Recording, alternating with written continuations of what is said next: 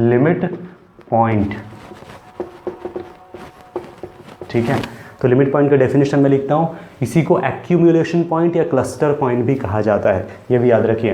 Late phi not equal to S is content in R, then a belongs to R is said to be limit point. Limit point, और मैं उन नाम को भी लिख लेता हूँ क्या क्या होता है उसको, है ना, एक्यूमुलेशन पॉइंट भी कहते हैं, एक्यूमुलेशन पॉइंट, और इसी को क्लस्टर पॉइंट भी कहते हैं, क्लस्टर पॉइंट। किस चीज का, कौन सा सेट का, इस एस का ना भाई, ऑफ एस। इफ जितने भी नेबरहुड होंगे ना, if every neighbourhood of A contains at least one element, लिखो या पॉइंट लिखो कि मतलब है फ्रॉम एस, लेकिन याद रखिए वहाँ पर नॉट नेसेसरी डिस्टिंक्ट फ्रॉम ए था इससे पहले वाले डेफिनेशन में, लेकिन यहाँ पर ऐसा कुछ नहीं है। बहुत इंपॉर्टेंट लाइन में लिख रहा हूँ इसके बाद, फ्रॉम एस अदर दैन, ये इंपॉर्टेंट लाइन है, एड्रेंट पॉइंट, और इसमें डिफरेंस पैदा यही करता है, ठीक है ना। तो other than, confirm, other than a मतलब इस ए के अलावा कंटेन करना जरूरी है। एड्रेंट पॉइंट में क्या था कि उस पॉइंट पर सेंटर्ड नेबरहुड तैयार करना है, जितने भी है नेबरहुड है वो, है ना, क्या होना चाहिए, है ना, उस जो भी सेट है उसका एक पॉइंट कंटेन करना चाहिए। अब वहाँ पर ऐसा कोई नहीं कहा गया था कि उस पॉइंट के अलावा ही करें, यहाँ पर शर्त हो गया कि इस पॉइंट के अलावा सेट एस का एक पॉइंट कम से कम कंटेन करना ही चाहिए। और इंटरेस्टिंग बात बताऊँ तो ये है कि एक पॉइंट बोलने का तरीका है, लिमिट पॉइंट के केस में इनफाइनाइट लिमिट पॉइंट्स कंटेन कर जाता है। तो वही डेफिनेशन सेकंड, कई राइटर्स उसी को लिखते हैं, मैं वही लिखता हूँ कि, है ना, a point directly a belongs to R is said to be limit point of set S if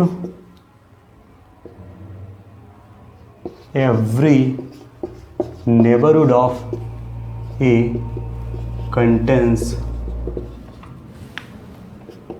infinitely many points of S। ये बहुत इंटरेस्टिंग है। देखिए एक्चुअली बोल क्या रहा है ना, इसी को और डेफिनेशन में लिखेंगे, है ना। उससे पहले हम कुछ एग्जाम्पल्स को देख के हम क्लियर कर लेते हैं। जैसे कि मैंने यहाँ पर एग्जाम्पल लिखा, एक और डेफिनेशन में लिखूंगा, लेकिन पहले जो लिखे हैं उसको क्लियर करते हैं। जैसे मैंने लिखा, जो इससे पहले लिखे थे उसी एग्जाम्पल को मैं लिख रहा हूँ, है ना, और क्लियर करने की कोशिश करना है।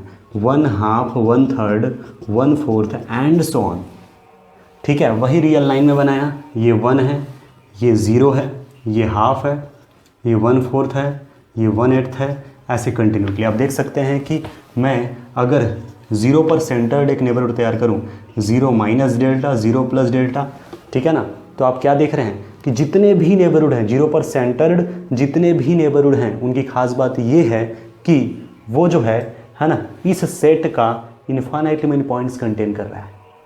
ये वाला डेफिनेशन से, ऊपर वाले डेफिनेशन से देखना है तो क्या था, कम से कम एक पॉइंट कंटेन करना चाहिए। Belongs to R is said to be limit point, इसी को एक्यूमुलेशन पॉइंट कहा जाता है या क्लस्टर पॉइंट कहा जाता है। इफ एवरी नेबरहुड ऑफ ए के मतलब इस 0 के जितने भी नेबरहुड होंगे, जितने भी पॉसिबल नेबरहुड्स होंगे, इस सेट का कम से कम एक पॉइंट कंटेन करना चाहिए 0 के अलावा।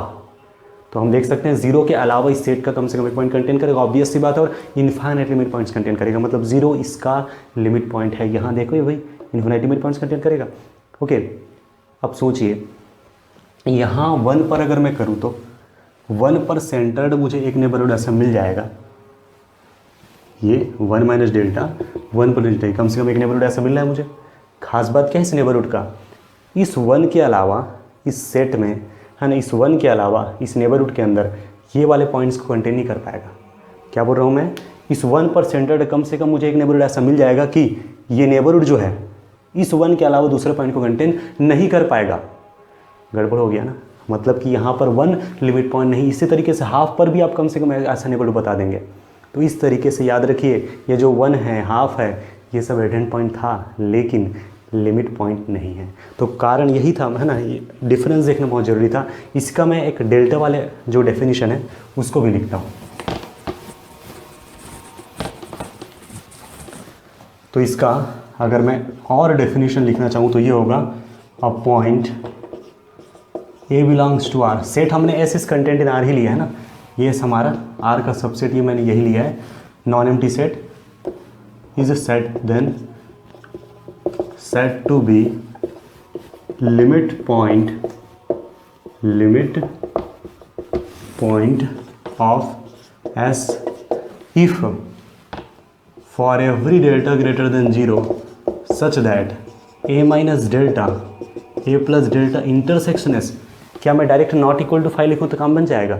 नहीं, उस पॉइंट के अलावा, मतलब कि इस a को, a अगर इसके अंदर शामिल है तो उसको हटा दो। जैसे ये 1/2 ये जो था ना, इसमें 1 शामिल था, इसमें उसको हटा दिया जाए 1 के अलावा, तो भी नेबरहुड जो है, जितने भी नेबरहुड है वो पॉइंट कंटेन करना ही चाहिए। एस सिंगलटन ए को हटा दीजिए तो भी कुछ ना कुछ इसमें लिमिट होना चाहिए। इसमें 1 में प्रॉब्लम यही था कि 1 पर सेंटर्ड कम से कम एक नेबरहुड ऐसा मिल जा रहा था कि वो नेबरहुड 1 के अलावा दूसरा पॉइंट कंटेन नहीं कर पा रहा था। इसी डेफिनेशन को इससे रिलेट करके देखिए, है ना, 1 माइनस डेल्टा, है ना, 0 पर कोई दिक्कत नहीं था, 0 minus delta 0 plus delta intersection S, हटा दो इस 0 को तो भी पॉइंट कंटेन करेगा, है ना, नॉट इक्वल टू 5 तो भी आएगा। और स्पेशली, है ना, ये जो है इनफाइनाइट आता है। लेकिन 1 इसके जगह अगर मैं 1 लूँ, ठीक है ना, तो देखिए 1 minus delta 1 plus delta intersection S equal to, देखिए इनका इंटरसेक्शन क्या आएगा, इंटरसेक्शन एस के साथ 1 minus delta 1 plus delta intersection केवल सिंगलटन बनाएगा। एस हमारा पूरा कंप्लीट हुआ, ये उनका केवल इनके साथ इंटरसेक्शन, इसमें केवल क्या है, इंक्लूड 1 है ना भाई, इंटरसेक्शन केवल 1 होगा, ठीक है। तो यहाँ पर अगर मैं 1 को हटा दूँ तो क्या होगा, 5 आ जाएगा, कंडीशन गड़बड़ हो गया, ठीक है। तो एक चीज़ मैं पहले ही बता देता हूँ कि जो लिमिट पॉइंट का कंडीशन होल्ड नहीं कर रहा है, मतलब जो लिमिट पॉइंट नहीं है, वही आइसोलेटेड पॉइंट कहलाता है, ठीक है। हम डेफिनेशन भी देखेंगे।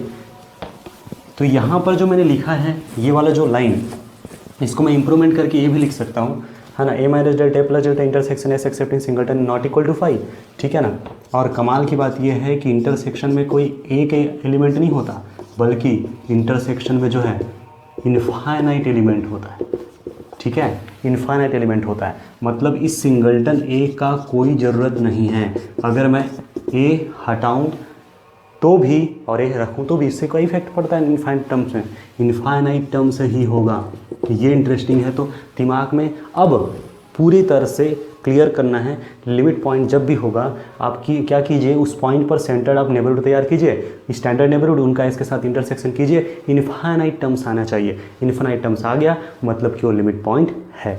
और अगर गड़बड़ हो रहा है तो ऑलरेडी पता चल जाएगा आपको। तो देखते हैं अब ये जो इनफाइनाइट आया है, ये इनफाइनाइट काउंटेबल इनफाइनाइट भी हो सकता है, काउंटेबल और अनकाउंटेबल भी हो सकता है।